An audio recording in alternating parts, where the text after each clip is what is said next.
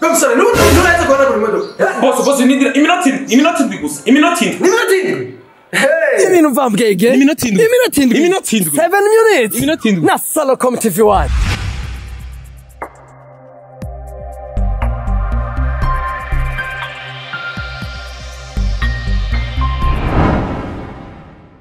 Salut les amis, nizere ko muguwe neza ku bikorwa bidasanzwe kandi bikomeye cyane.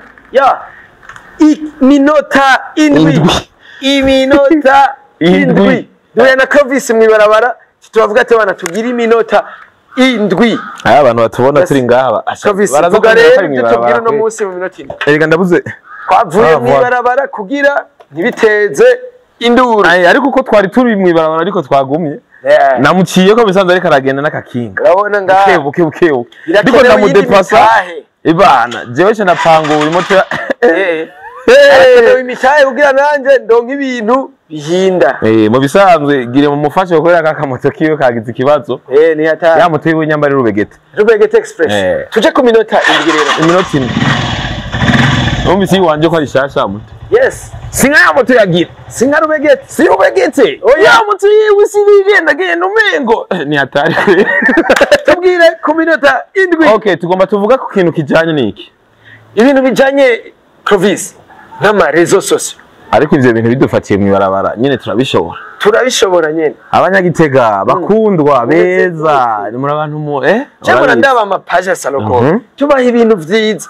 Tukora ibintu vyiza nivyo ari nandi mativo nari nakora mugatwereka tuvuga ivyiwacu. Tuvuga ivya Salocom TV1 Salocom kuri Facebook, Instagram, TikTok, kuri YouTube. Nta gufollowinga, nta views, nta kandi mwese musoma mega. Mufise ikibazo nyabaki. Udasoma mega je kuri partage. Umugabo hari abantu bafise inzigo reka ndakubaza. None wewe nkubu uriko uraraba mugabo biriko biranka kugira subscribe. Aho umunsi uriko urabibona neza aho kari. None ukazogera. None gasha iyo nzigo Bibiri ivuga ngo ingero mugeramwo abandi namwe niyo muzogereramwo. None wewe ufise ikibazo nyabaki vyakunaniye rabaho umunsi. Kanda wandike subscribe. Abantu bamavuga ngo batera imbere, ngo abantu dutera imbere. Dutera imbere gute? Media idateye imbere nta kintu. Hari n'ikindi kintu je maze kubona. Hari umuntu akunda kwirabira ibiganiro gusa. Akaraba arengana nta jeme nta commentaire nta like. Abanyagitega bahunga. Vraiment. Tugira iki? Ubu rero muri Salocom hariho na imprimerie. Imipira si imipira ari imipira usanga ndetse ko nyone bifyorogoto. Salocom yakuye bijyanye n'ivyiranga. Ndafa passe hariho jewe eglise yiwanje sengeramo yagiye gukoresha imayo zo kwida football. Barabandikiye ko inimero neza na neza wamengo ni nimero vyazananye. Mugasanga abandi jaramama twaradukota. Basanga vyanditse nirangi uburoso biharuka ugasanga igiharo nka 10 cyarataye ubusa bwaratakaye. Maze wandi igiharo cyataye ikindi giharo. Hari abantu bagira ibikorane bakeneye amabashi. Hari abantu bariko bakora ibitandukanye ubu turi muci. Imanza ama event ni muza muri Salocom. Ugasanga bakeneye abantu bakugira videography. Niko tuvyita. Iyo kamera mu manza nkuko. Yes, ba Bobohomi ugasanga bakeneye kirigise quality nziza mubaga umujarajara. Wabuze ivyo mugabo Salocom ngiye hari kubwawe yaje gutorera ibibazo ibikemure mu minota indwi turiko turabivuga duhogora raba kuntu mpogoye abaririmbyi hariyo studio record Bienvenue Mix akubwira ati jewe twinjiye muri urazi ko abantu bataramenya ko hariyo studio nziza igiteka nziza studio no klasa muri zingahe za mbere mu Burundi mugabo bidasanzwe kandi bihamba kandi bikomeye cyane urungano rudacika intege amina mwinturunganwe none mwebwe muba muri he Nishaka kumenya tanga ibitekerezo abanyagitega abantu bo muri region Gitega yagutse ubumvuze Gitega nimumva igituma hari abantu ndiko ndavuga Gitega yagutse hari abantu baravuga ngo twe dukoresha Instagram ngo ivyo vya Facebook n'ivyantu baciri ni Instagram ni mugabo no ni Instagram ko tutabona ama views yanyu ko tutabona kandi ngaho mudosha muvuga ngo twarabonye ngo vyanse kubana ngo ubu ngo musigaye mwisayira ama views ngo kuri ngo muragira n'ikiganiro cy'ama views oya turiho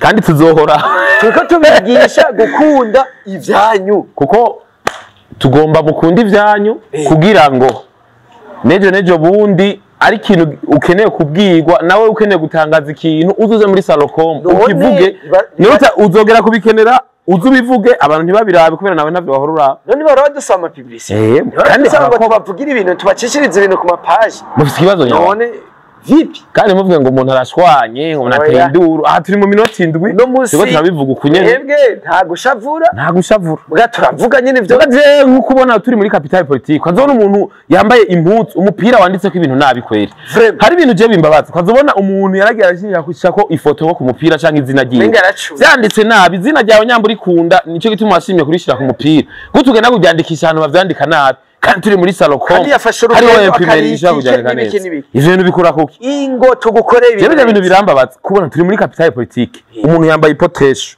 yambaye umupira yambaye ikintu kanaka style maneke mugabo yagombye gushira ko ibintu acaja kwandikisha ko ibintu teni nabwi aba oje muri he nimuze mugoresha ibintu ifoko dusirimuka muze mugoresha ibintu byiza imipira yanditse ko ibintu mengo biravukana ama eglise ama evenema abafisi imanza bamwe barabagira king na queen ingo tubajya ibintu birambabaza rero usanze vyandikishije ibintu mengo uburoso ari uburoso bako Salocom imprimerie bahungu iragombora urabona aka kantu ngo Adidas ndazi ntakubona